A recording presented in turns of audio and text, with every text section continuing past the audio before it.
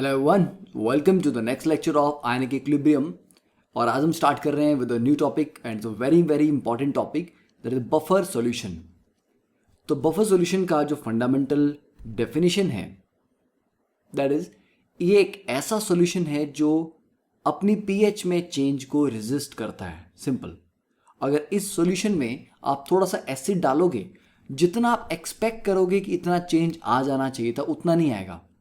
ठीक है, वो मतलब काफ़ी रेजिस्ट करता है चेंज इन पीएच को। आप जितना एक्सपेक्ट कर रहे हो उससे बहुत कम चेंज आता है, चाहे आप एसिड डाल के देख लो या बेस डाल के देख लो।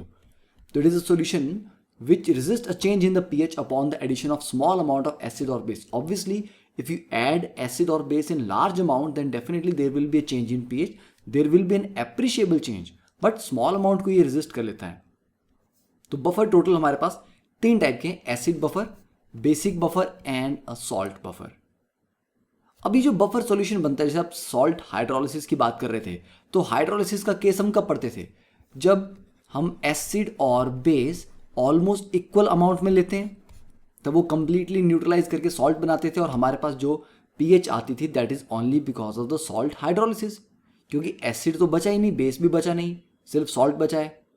ठीक है, अब अगर हम एसिड और बेस को इक्वल अमाउंट में नहीं लेके अनइक्वल अमाउंट्स में लें, ठीक है, अनइक्वल अमाउंट्स में, और वो भी ऐसा कि हमारे पास है एक वीक एसिड एंड उसके साथ एक स्ट्रॉन्ग बेस डाल रहे हैं जो कि उससे कम है। ठीक है, समझे? तो वीक एसिड और साथ में लिख लो it's salt with strong base, ये बनता है एसिड बफर। तो वीक एसिड और सॉल्ट विद स्ट्रॉन्ग बेस कैसे होगा? ऐसे समझ लो कि वीक एसिड आप हमेशा ज़्यादा अमाउंट में डालोगे और जो स्ट्रॉन्ग बेस है वो थोड़ा अमाउंट में लो। जैसे आपने 10 मिली मोल हैं आपके पास वीक एसिड के, ठीक है, और आप 4 मिली मोल ले लो स्ट्रॉन्ग बेस के, तो ये 4 मिली मोल स्ट्रॉन्ग बेस 10 में से 4 मिली मोल को न्यूट्रलाइज कर देगा, तो यहाँ 6 बचेंगे, यहाँ हो जाएगा 0। पर 4 मिलीमोल आपस में न्यूट्रलाइज करके सॉल्ट तो बनाएगा ना, तो वीक एसिड थोड़ा सा बच जाएगा और बाकी बचेगा सॉल्ट। तो सॉल्ट उतना ही बना जितना आपके पास स्ट्रॉन्ग बेस था। तो सॉल्ट की कंसंट्रेशन और जो स्ट्रॉन्ग बेस यहां पर आपने लिया है, उन दोनों की कंसंट्रेशन बराबर होगी। क्लियर? तो जो वीक स्पीशीज है वो आपको ज्यादा लेनी होती है। तो weak acid plus its salt with strong base, जब आपके पास ये कॉम्बिनेशन आ जाएगा तो this combination is known as acidic buffer. तो बेसिक बफर में आप क्या लोगे? यहां पर आप लोगे वीक बेस और उसका सॉल्ट किसके साथ लोगे? स्ट्रॉन्ग एसिड के साथ। ठीक है, और सॉल्ट बफर में it is a salt of week acid plus weak base. तो एसिड बफर के एग्जांपल दे सकते हैं आप।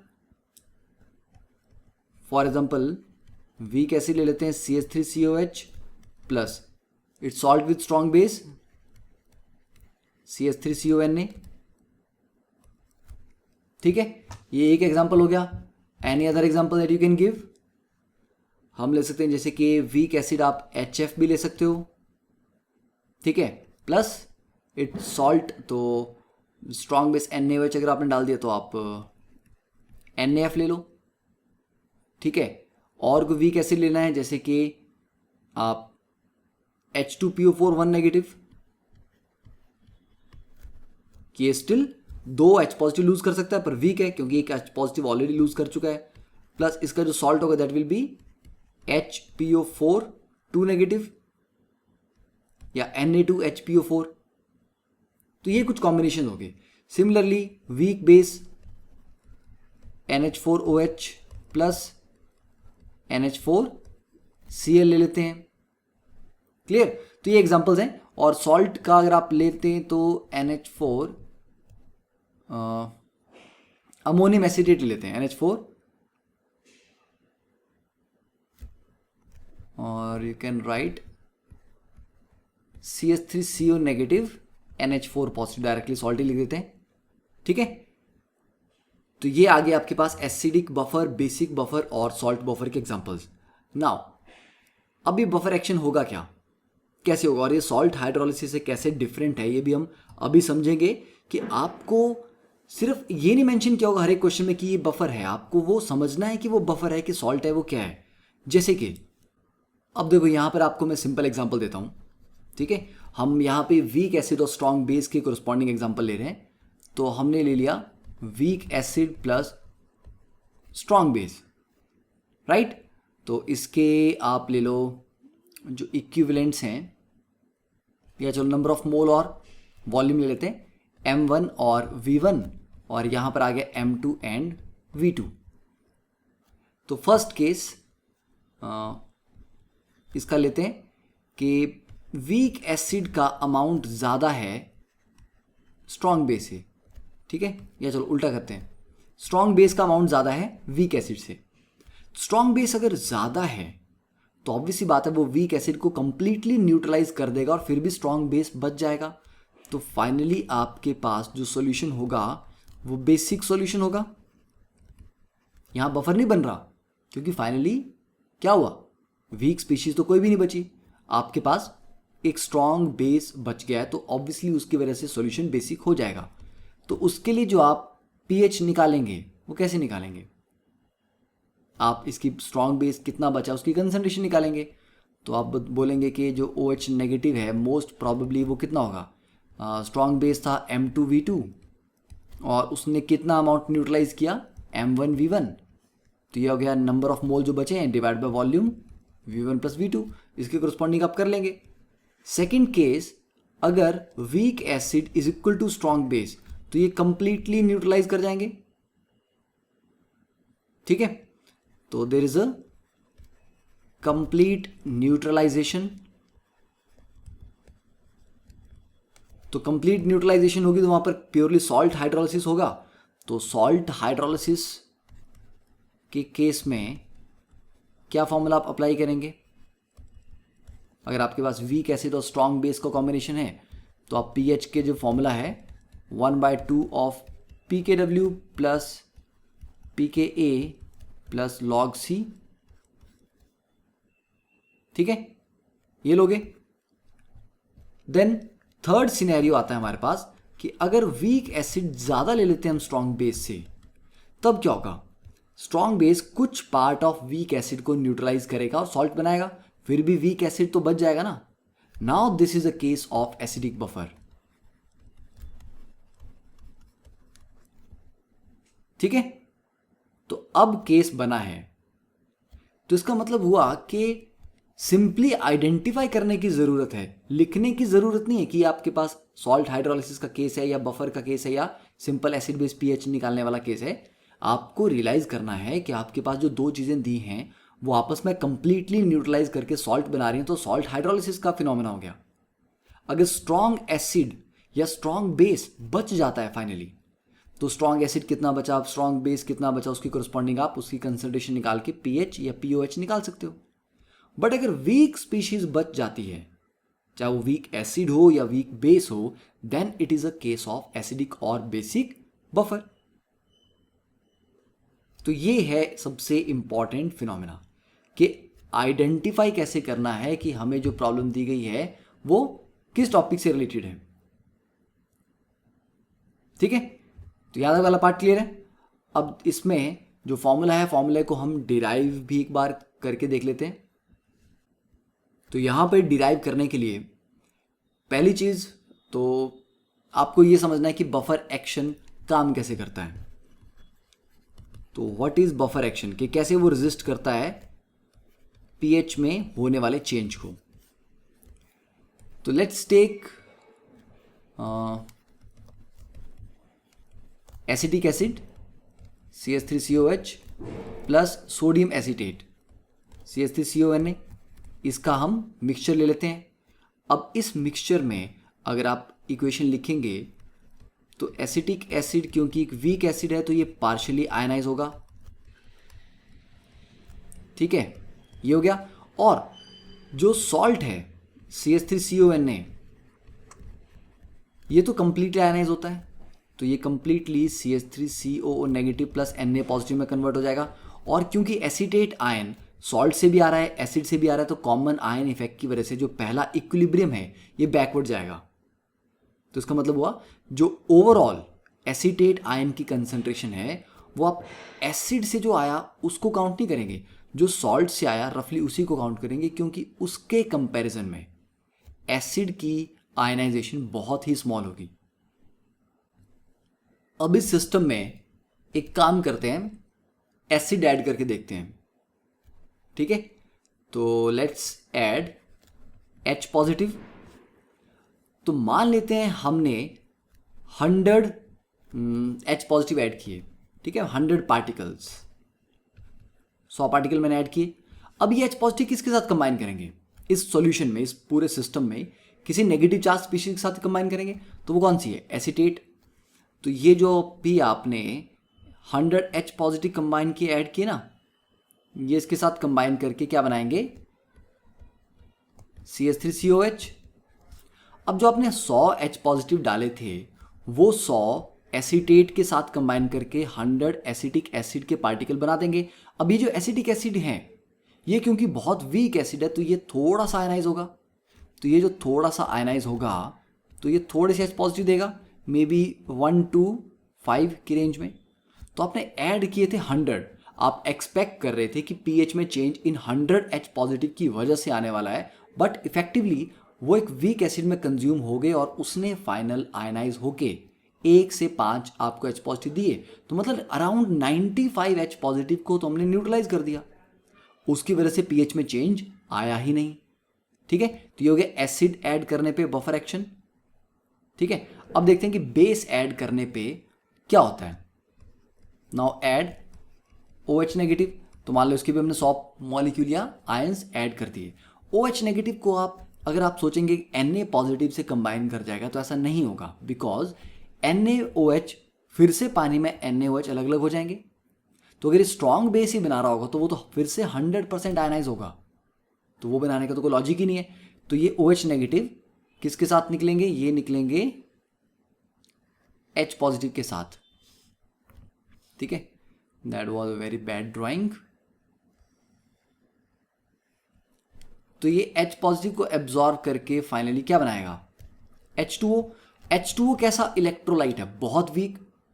तो 100 OH नेगेटिव हो अगर वो एब्जॉर्ब कर लेगा तो वो H2O फर्दर जब आयनाइज होता है H पॉजिटिव और OH नेगेटिव में, वो तो बहुत ही कम आयनाइज होता है।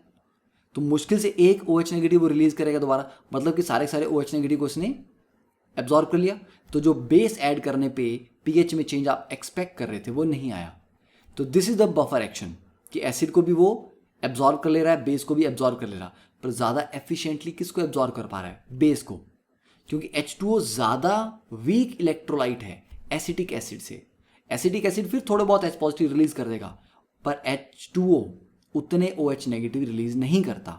तो एसिडिक बफर ज़्यादा इफेक्टिव होता है बेसिक बेस ऐड करने पे, वैसे बेसिक बफर ज़्यादा इफेक्टिव होगा एसिड ऐड करने पे। तो बफर एक्शन समझ आ गया। अब बात करते हैं कि what are the ways in which this buffer can be prepared. तो बफर प्रिपेयर करने के अगर हम एसिडिक बफर की बात कर रहे हैं इन पर्टिकुलर, तो we can write that acidic buffer can be prepared in following veg.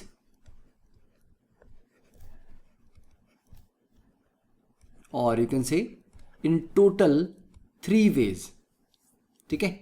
अब चलो एसिडिक की बात जनरलाइज नहीं करते हैं, तो buffer can be prepared in 3 ways. अब इसमें हम केस ले लेते हैं फॉर एसिडिक बफर, ठीक है। अब एसिडिक बफर प्रिपेयर करने के लिए आप क्या क्या कर सकते हो।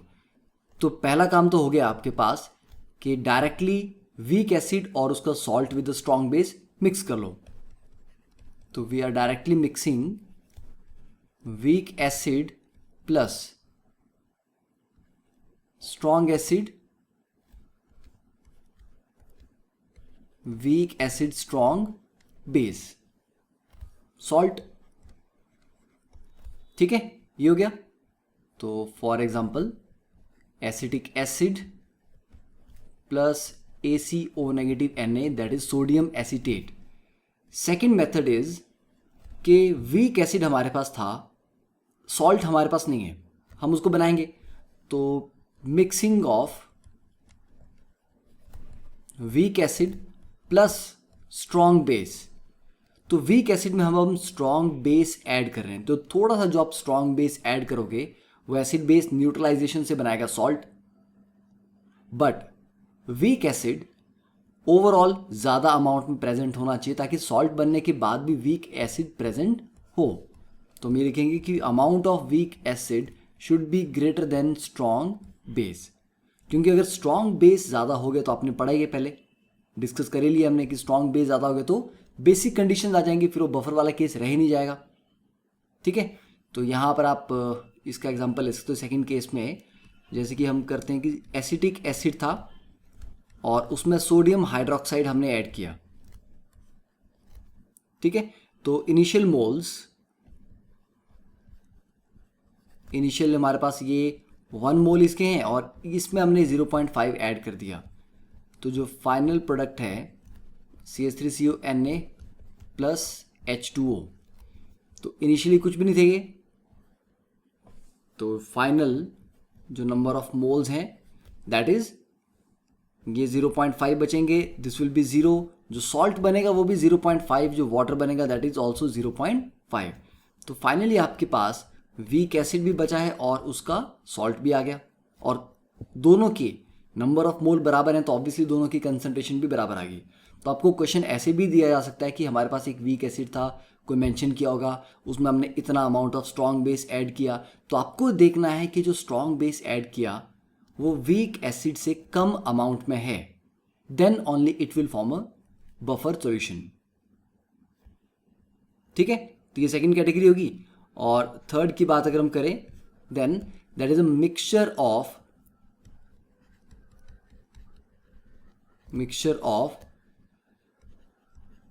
weak acid, strong base, salt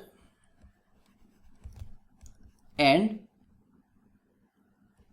strong acid। इससे क्या होगा,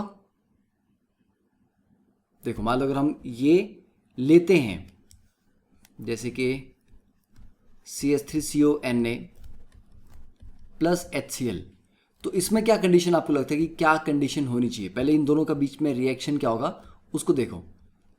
दिस विल फॉर्म CH3COH, क्योंकि HCl जो H पॉजिटिव देगा वो CH3CONA के साथ कंबाइन करके CH3COH प्लस NaCl बनाएंगे।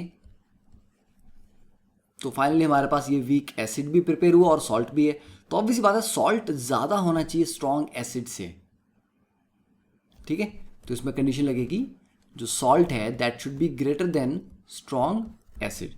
तो अब ये आपने इसका 1 मोल लिए, इसके 0.5 ले लिए, ये स्टार्टिंग में नहीं बने थे, फाइनली ये 0.5 बचेगा, ये 0 हो जाएगा, this will be 0.5 and this will be 0.5। तो अभी आपके पास वीक एसिड है और उसका मतलब वीक एसिड और उसका सॉल्ट भी है। तो ये 3 तरीके हैं जिससे आप बफर बना सकते हो, तो इन 3 तरीकों से आपको क्वेश्चन पुट किया जा सकता है। अब इसके लिए हम फॉर्मूला भी डिराइव कर लेते हैं। तो अगर हम एसिटिक एसिड और एसीटेट आयन का केस लें तो एसिटिक एसिड डिसोशिएट करेगा H positive plus CH3CO negative में। ठीक है, तो और जो सोडियम एसीटेट है CH3CO नेगेटिव Na पॉजिटिव, ये कंप्लीटली आयनाइज होगा CH3CO negative plus Na positive ions में। तो इसके करस्पॉन्डिंग Ka हम लिख सकते हैं वीक एसिड के लिए, तो that is concentration of H positive into concentration of acetate ion divide by concentration of acetic acid, right. अब कॉमन आयन इफेक्ट की वजह से होगा क्या, जो एसीटेट आयन है वो मेनली सॉल्ट की वजह से आ रहे होंगे, क्योंकि एसिड की जो डिसोसिएशन है वो कॉमन आयन की वजह से काफ़ी कम हो गई है। तो मान लो X amount of CH3CO negative आ रहे हैं एसिड से और Y अमाउंट आ रहे हैं सॉल्ट से, तो X will be much smaller than Y, तो आप X प्लस Y की जगह उसको Y ही लिख सकते हो। क्लियर, तो ये जो CH3CO नेगेटिव की कंसंट्रेशन है ये आप सॉल्ट के बराबर ही यहाँ पर हम लिख सकते हैं अप्रॉक्सीमेशन लेके। अब इसको रीअरेंज करके हम लिख सकते हैं कि concentration of H positive is equal to Ka into concentration of acid divide by concentration of salt. इसको फर्दर लॉग ले लेंगे हम और फिर आप उसका नेगेटिव लॉग ले लेंगे तो pH आ जाएगा। चलो पहले लॉग लेके करते हैं। तो log of H positive is equal to log of Ka plus log of acid upon salt concentration. ठीक है, अब हम नेगेटिव लेंगे क्योंकि negative log of H positive the pH। तो फाइनली इसको रीअरेंज करके नेगेटिव लॉग यहाँ पे आ जाएगा तो ये आ जाएगा pH, वहाँ नेगेटिव आ जाएगा तो ये आ जाएगा pKa, और यहाँ नेगेटिव आएगा तो उसको पॉजिटिव करके आप सॉल्ट को ऊपर एसिड को नीचे इन्वर्ट कर सकते हो, मतलब तो ये आ जाएगा log of concentration of salt divide by concentration of acid. तो ये एसिडिक बफर का फॉर्मूला हो गया कि pH of acidic buffer is equal to pKa plus log of salt upon acid. Now this is known as Henderson-Hasselbalch equation. This is Henderson-Hasselbalch equation. ठीक है, clear. तो इस तरह से आप अगर आप बेसिक बफर की बात कर रहे हो तो बेसिक बफर के लिए जो आप कैलकुलेट करोगे that will B for POH। तो वो POH आ जाएगा pKb plus log of salt upon base. तो याद रखना है एसिडिक बफर में नीचे एसिड की कंसंट्रेशन आती है और बेसिक में नीचे बेस की कंसंट्रेशन आती है। क्लियर। अब इसके ऊपर एक सिंपल सा क्वेश्चन हम कर लेते हैं ताकि डायरेक्टली आपको समझ आ जाए कि किस तरह से हमने pH निकालनी है, फिर इस फॉर्मूले की जो इंपॉर्टेंस का एक्चुअल मीनिंग क्या है फिर हम उसको भी समझेंगे। ठीक है, अभी तो जस्ट हम डायरेक्टली ये देख रहे हैं कि फॉर्मूला अप्लाई हम कैसे कर सकते हैं। तो देखिए question number 31, calculate the pH of a buffer solution containing 0.2 मोल पर litre of sodium acetate and 0.15 मोल पर litre of acetic acid. K for acetic acid is 1.8 into 10⁻⁻5 और उसका अगर आप pKa याद ही रख लो तो बेटर है, दैट इज 4.74। राइट। अब पहली बात, इसने ऑलरेडी मेंशन कर रखा है बफर है तो आपको सिर्फ फॉर्मूला ही अप्लाई करना है। तो इसी तरह के न्यूमेरिकल आजकल जेईई मेंस में आ रहे हैं, बिल्कुल सिंपल फॉर्मूला बेस्ड। तो हम फॉर्मूला अप्लाई करते हैं pH is equal to pKa plus log of salt by acid. तो आ जाएगा pK आपके पास आ जाएगा 4.74 प्लस लॉग सॉल्ट की कंसंट्रेशन है 0.2 और एसिड की है 0.15। तो फाइनली सॉल्व करने पे this is 4.74 plus log of 4/3, तो लॉग 4 माइनस लॉग 3। ठीक है, तो that will be 4.74 plus 0.6021 minus 0.477। तो finally it will be around 4.8। तो that is our answer, direct formula based. Clear. तो नोट इट डाउन। ठीक है, अब next is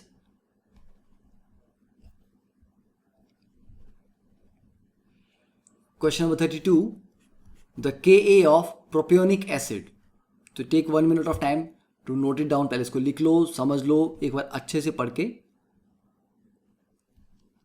propionic acid that is C2H5COH। ठीक है, तो प्रोपियोनिक एसिड का Ka हमें दिया गया है। What is the pH of a solution containing 0.5 molar propionic acid that is C2H5COH and 0.5 molar sodium acetate, not acetate, sodium propionate. What happens to the pH of this solution when volume is doubled by addition of water? देखिए पहली बात, आपको week acid और उसका salt दोनों दिए गए हैं और जो कंसंट्रेशन वीक एसिड की है वही कंसंट्रेशन सॉल्ट की भी है। तो आप हेंडरसन इक्वेशन अप्लाई करेंगे तो pH is equal to pKa plus log of salt by acid. अब सॉल्ट की कंसंट्रेशन भी 0.5 है, एसिड की भी 0.5 है, तो ये टर्म तो हो गई log 1 दैट इज 0। तो इट मीन्स कि pH will be equal to pKa, और कैलकुलेट करने पे pKa आ जाएगा आपके पास 4.87. ठीक है, ये पार्ट तो हो गया first part. Now what happens to the pH of this solution when volume is doubled by addition of water. तो अगर आप इस सॉल्यूशन में वाटर ऐड करते हैं, व्हाट हैपेंस, जब मैं वॉल्यूम को डबल कर देता हूं तो कंसंट्रेशन वॉल्यूम से कैसे रिलेटेड है. Concentration is number of mole upon volume of solution. Volume double करने से कंसंट्रेशन हाफ हो जाएगी, मीन्स एसिड की भी हाफ हो जाएगी, सॉल्ट की भी हाफ हो जाएगी. तो ये 0.5 से हो जाएगा 0.25, ये भी हो जाएगा 0.25. तो कोई मतलब ही नहीं है ना, बिकॉज दोनों की हाफ हो रही है तो रेशियो तो वही बची. तो we can write that addition of water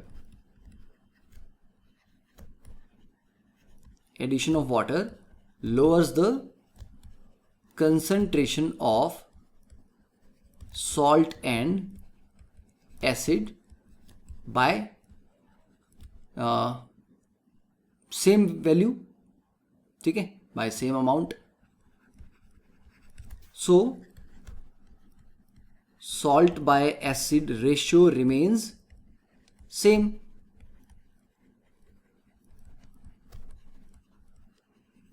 Hence, no change in pH. तो इस तरह के क्वेश्चन को ऑब्जेक्टिव में इजीली हम कन्वर्ट कर सकते हैं कि ऐसा ऐसा हमारे पास बफर था, फिर हमने वॉल्यूम को डबल कर दिया, इतना ये कर दिया, वो कर दिया, तो फाइनली बताओ कि उसमें क्या होगा, राइट. तो इस तरह की कंडीशंस देख लेनी है. अब इसके ऊपर हम ऑब्जेक्टिव क्वेश्चन भी करेंगे, डोंट वरी अबाउट दैट. तो नेक्स्ट क्वेश्चन करने से पहले अब चलिए इसमें एक पार्ट हम समझ लेते हैं कि उस इक्वेशन का एक्चुअल सिग्निफिकेंस क्या है. देखो, सॉल्ट और एसिड की कंसंट्रेशन में अगर हम ये लिखें सॉल्ट बाय एसिड कंसंट्रेशन, इसके लिए क्या क्या सिनेरियो हो सकते हैं. तो जब जब ये कंसंट्रेशन लेस देन 0.1 है, ठीक है, इट मीन्स एसिड सॉल्ट से 10 टाइम से भी ज़्यादा है. तो एसिड अगर इतना ज़्यादा होगा तो फिर वो नॉर्मल एसिड की पीएच वाला केस बन जाएगा, फिर हम सॉल्ट को खास कंसीडर करेंगे नहीं. तो फिर आप पीएच के लिए नॉर्मल फॉर्मूला लगाओगे 1/2 into pKa minus log C, जो आप बिल्कुल स्टार्टिंग में pH कैलकुलेट करने के लिए आपने पढ़ा था. अगर ये रेशियो 0.1 से 10 के बीच में रहे तब हम बफर वाला केस लगा सकते हैं. तब आप यूज करेंगे pH is equal to pKa plus log of salt by acid. तो मतलब 10 टाइम्स कंसंट्रेशन की रेंज में रहना चाहिए कि सॉल्ट या तो एसिड से 10 टाइम ज़्यादा है या एसिड सॉल्ट से 10 टाइम ज़्यादा है. इस रेंज से अगर ज़्यादा बाहर चला गया तो बफर एक्शन बहुत वीक हो जाता है. फिर या तो ये सॉल्ट हाइड्रोलिसिस की कैटेगरी में चला जाएगा या सिंपल ये एसिड और बेस की कैटेगरी में चला जाएगा. तो जब यही कंसंट्रेशन रेशियो 10 से ज़्यादा हो जाएगी, मतलब सॉल्ट बहुत ज़्यादा हो गया एसिड से, now it is a case of salt hydrolysis. Then we apply pH is half into pKa plus pKw plus log C. तो ऊपर भी हमने ये कंसंट्रेशन, ये फॉर्मूलाज मैंने आपको मेंशन किए हुए थे. ठीक है, इतना क्लियर है. तो 0.1 से 10 की रेशियो का मतलब क्या है कि अगर सॉल्ट बाय एसिड की रेशियो 10 है तो log 10 मीन्स 1. तो pH कितना हो जाएगा, pKa प्लस 1. और अगर ये 0.1 है तो log ऑफ 0.1 इज -1. तो pH आ जाएगा pKa -1. तो मतलब pH की वैल्यू pKa प्लस -1. ठीक है, या आप बोल सकते हो कि जो POH की वैल्यू है दैट इज pKb प्लस -1, इसी रेंज में जनरली रहती हैं. तभी वो एक यूजफुल बफर होगा. अगर इससे ज़्यादा आप रेंज में जाना चाहेंगे तो प्रॉब्लम हो जाएगी.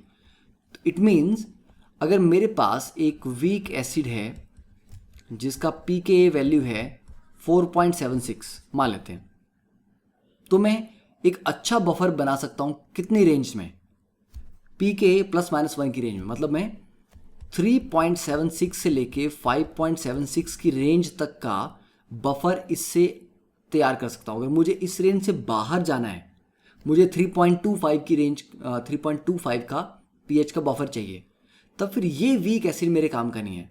तो वीक एसिड आपको ऐसा चूज करना होता है, या वीक बेस आपको ऐसा चूज करना होता है कि जो आपको रिक्वायर्ड पीएच चाहिए बफर की, वो उसकी पीकेए या पीकेबी वैल्यू के प्लस माइनस के अंदर ही हो।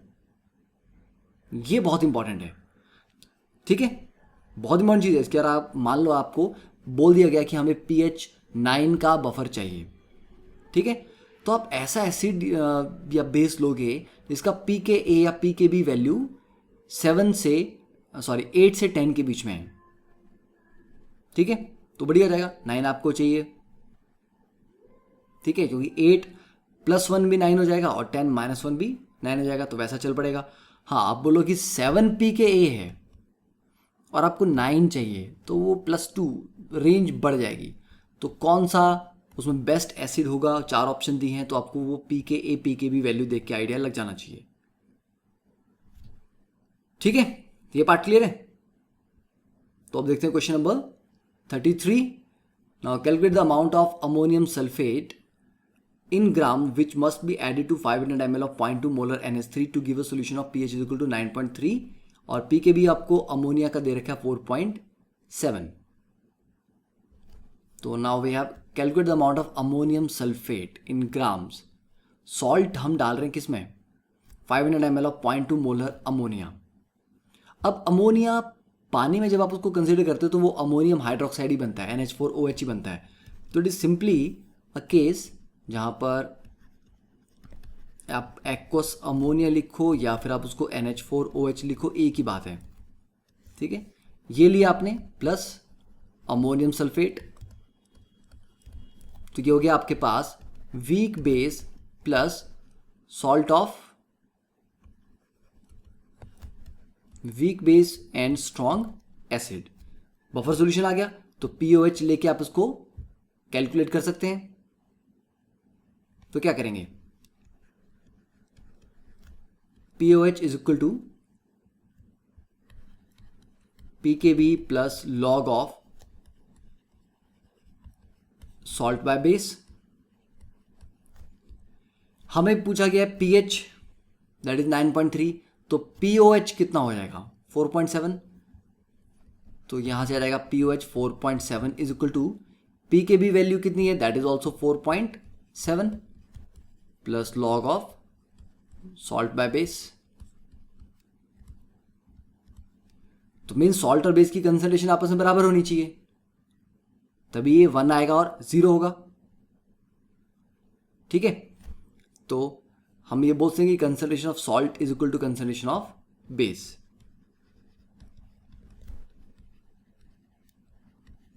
अब इसके रिगार्डिंग हमें क्या दे रखा है, जो बेस है उसकी कंसंट्रेशन 0.2 मोलर, तो that is 0.2 molar, Tyagi concentration of salt.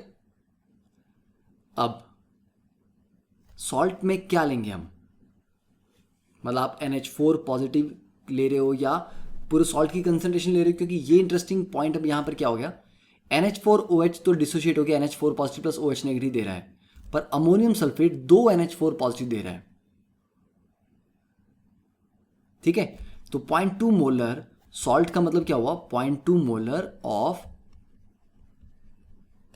NH4 positive चाहिए आपको, ठीक है। अगर आपको ये समझ नहीं आया तो उसको हम थोड़ा सा डिराइव कर सकते हैं।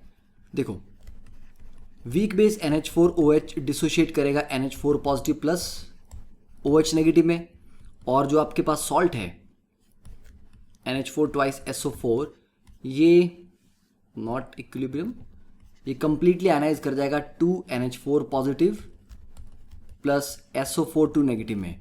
अब इसके कोरिस्पॉन्डिंग जो आप KB लिखोगे that is NH4 positive into OH negative upon NH4OH, ठीक है। तो वहां से आप बोल सकते हो कि OH नेगेटिव की जो कंसेंट्रेशन है that is KB into NH4OH, that is concentration of base upon NH4 positive. अब ये NH4 पॉजिटिव बेसिकली सबसे ज़्यादा कहाँ से आया, सॉल्ट से, तो हम इसको सॉल्ट की कंसंट्रेशन के बराबर मान सकते हैं ना बेसिकली, तो इसीलिए हम यहाँ लिख रहे हैं कंसंट्रेशन ऑफ सॉल्ट।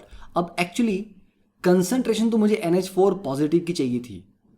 तो देखो, अगर मुझे NH4 पॉजिटिव की कंसंट्रेशन 0.2 मोलर चाहिए तो उतनी जनरेट करने के लिए ये कितना होना चाहिए? 0.1। ये अगर 0.1 है तो जाके ये इसके 0.2 जनरेट करेगा। तो ये बोल रहा हूँ मैं कि 0.2 मोलर सॉल्ट का मतलब नहीं कि मुझे 0.2 मोलर अमोनियम सल्फेट चाहिए। सॉल्ट से मुझे सिर्फ NH4 पॉजिटिव ही चाहिए था इस इक्वेशन को डिराइव करते समय। तो 0.2 मोलर अमोनियम पॉजिटिव आयन चाहिए, तो that is equivalent to 0.1 molar of ammonium sulphate. ठीक है, तो ये जो कहानी सारी सारी ये तो चलो एडिशनल वर्क हो गया आपको समझाने के लिए। तो 0.1 मोलर ऑफ अमोनियम सल्फेट हमें चाहिए था, तो उसको प्रिपेयर करने के लिए आपको क्या क्या चाहिए? इतना ही निकालना था हमें। Calculate the amount of ammonium sulphate in gram which must be added. ठीक है, तो 0.1 मोलर आपको क्रिएट करना है, तो सल्फेट आपको कितने चाहिए होंगे? तो इसके लिए आपको टोटल 0.1 मोलर अमोनियम सल्फेट बनाने के लिए कितना अमाउंट चाहिए? सिंपली इसका मॉलिक्यूलर वेट कितना होता है कैलकुलेट करोगे 132 आएगा। तो 132 इज 1 मोल अगर आप पर लीटर की बात कर रहे हैं, और 0.1 के लिए कितना हो जाएगा? 13.2, क्योंकि वॉल्यूम टोटल कितनी है आपके पास in gram which must be added to 500 ml। Okay, तो 500 ml है, तो 1 लीटर के लिए अगर हमें 13.2 चाहिए, ठीक है, चलो इसको यहीं से सॉल्व करते हैं। तो इट मीन्स 132 ग्राम 1 मोल होता है, is equal to 1 mole ammonium sulphate. और 1 मोल को अगर हमें कितना चाहिए? 0.1 मोलर। तो 0.1 मोलर का मतलब है 0.1 मोल इन 1 लीटर। तो हम 13.2 ग्राम को 1 लीटर में डाल सकते हैं, तो that will give us 0.1 molar solution. उसी तरह से 1 लीटर की जगह हमारा 500 ml वॉल्यूम दिया हुआ है, तो 13.2 की जगह इसको इसका भी हाफ कर लो, 6.6 ग्राम को हम 500 ml में डाल सकते हैं, तब भी उसका मतलब यही हुआ। तो फाइनली हमें 6.6 ग्राम ऑफ अमोनियम सल्फेट चाहिए थे। राइट, अब एक स्टार्टिंग से इसको एक बार देख के पढ़ के समझ लो। Next is the question number 34। The pH of blood stream is maintained by a proper balance of H2CO3 and NaHCO3. What volume of 5 molar sodium bicarbonate solution should be mixed with 10 ml of a sample of solution which is 2.5 molar in H2CO3 in order to maintain a pH of 7.4. So now this is the question, this is a homework problem for you. तो इसको next class में discuss करेंगे, तब तक आप इसके ऊपर सोचो, थोड़ा सा दिमाग लगाओ, क्या हो सकता है, कैसे हो सकता है। ठीक है, अब इसके बाद बात करते हैं बफर कैपेसिटी की। देखो बफर कैपेसिटी क्या है, कोई बफर कितना अच्छा काम कर सकता है, तो it is defined as the number of mole, कि कितने मोल एसिड या बेस हमें ऐड करने पड़ेंगे उसमें ताकि उसकी पीएच को हम 1 यूनिट से चेंज कर सकें। मान लेते हैं मेरे पास जो बफर है उसकी पीएच है 5.3, तो मैं उसमें कितना बेस डालूं ताकि वो 6.3 हो जाए, या कितना एसिड डालूं ताकि वो 4.3 हो जाए। मतलब 1 यूनिट से मेरे को उसकी पीएच को चेंज करना है। तो अगर मुझे उस चेंज के लिए बहुत ज़्यादा एसिड या बेस ऐड करने पड़े, मतलब बफर बहुत अच्छा है क्योंकि ज़्यादा अमाउंट ऑफ एसिड और बेस ऐड करने पड़ रहे हैं उसकी पीएच को चेंज करने के लिए। तो greater the buffer capacity better is the buffer action, या more efficient is the buffer action. और मैक्सिमम बफर कैपेसिटी कब आती है? जब पीएच और पीके बराबर होते हैं, या पीएओएच और पीकेबी बराबर होंगे, या आप बोलते हो कि सॉल्ट और एसिड बराबर हैं या सॉल्ट और बेस आपस में बराबर हैं। That is the point when maximum buffer capacity is achieved. क्योंकि जब सॉल्ट और एसिड दोनों की कंसंट्रेशन बराबर है तो आप जितना H पॉजिटिव डाल रहे हो वो भी सारा का सारा न्यूट्रलाइज होगा, ठीक है, और उतना ही अमाउंट ऑफ बेस भी न्यूट्रलाइज हो जाएगा। फॉर एग्जाम्पल मान लेते हैं हमारे पास CH3CO नेगेटिव है सॉल्ट और CH3COH। अब देखो अगर मैं बोलूं कि इसके भी 50 पार्टिकल्स हैं मेरे पास, इसके भी 50 पार्टिकल्स हैं, अब जब मैं एसिड ऐड करता हूं H पॉजिटिव तो CH3CO नेगेटिव के साथ वो न्यूट्रलाइज होंगे, और जब मैं बेस ऐड करता हूं OH नेगेटिव तो वो एसिटिक एसिड के साथ न्यूट्रलाइज होंगे। तो जब इसके भी 50 हैं, इसके भी 50 हैं, तो मतलब जितने एसिड को ये न्यूट्रलाइज कर पाएगा उतने बेस को ये भी न्यूट्रलाइज कर पाएगा। अब अगर मैं बोल दूं ये 500 और ये सिर्फ 50 है, तो क्या होगा, ये ज़्यादा H पॉजिटिव को बैलेंस कर पाएगा, ये उतने H पॉजिटिव को बैलेंस नहीं कर, OH नेगेटिव को बैलेंस नहीं कर पाएगा।